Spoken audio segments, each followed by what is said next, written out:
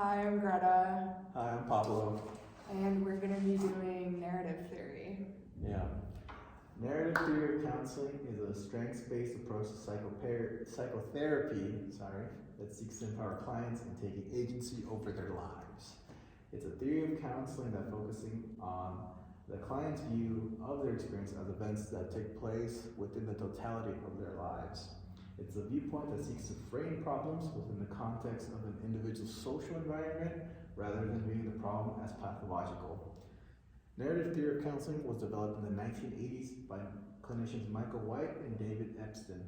In 1990, White and Epstein published Narrative Means the Therapeutic Ends, which was influenced by Michael Foucault's theories of knowledge and power and the role that social power plays in how we interpret our lives.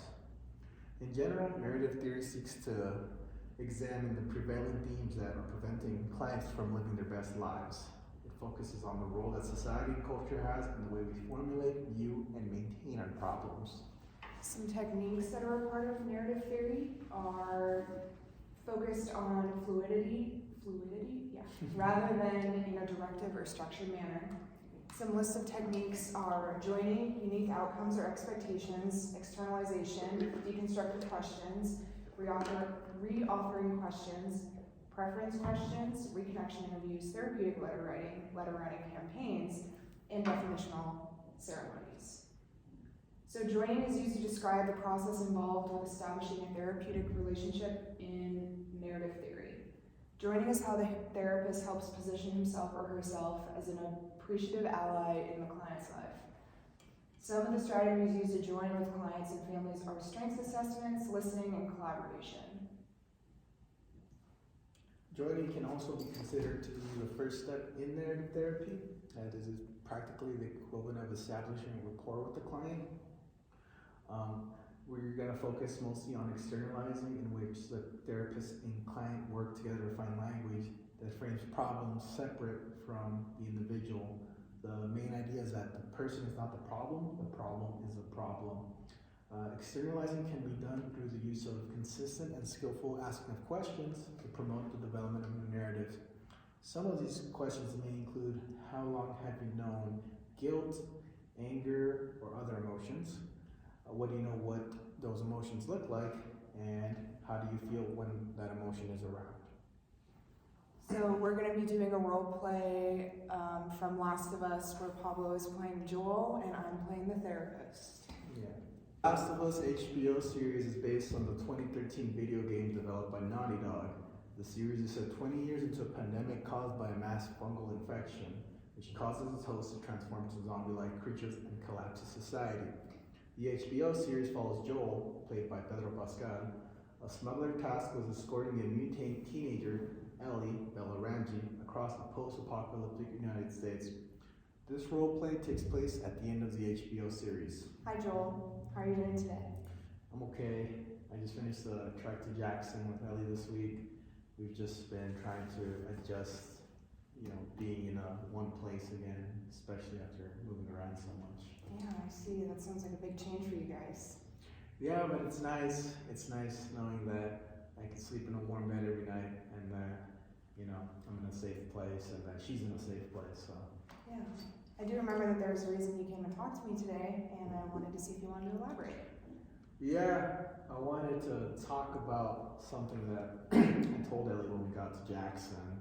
Mm-hmm. Tell me more.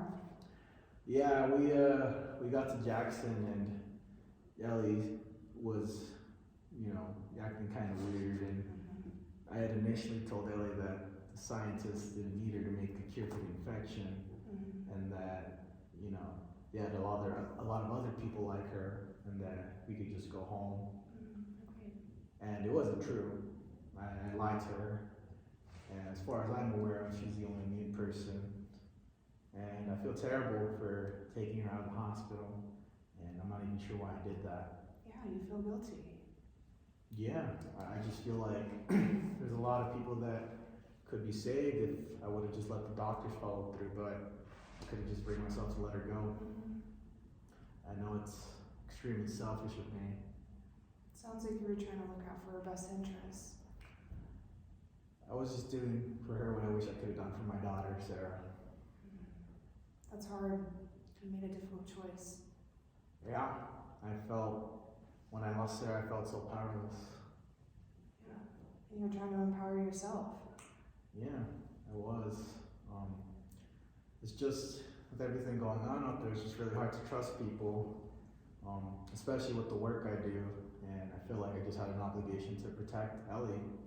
Yeah, it's a mess out there. You do what you need to survive. I do what's necessary for me and for those I care about, and I still feel guilty about it. How long have you known Gil?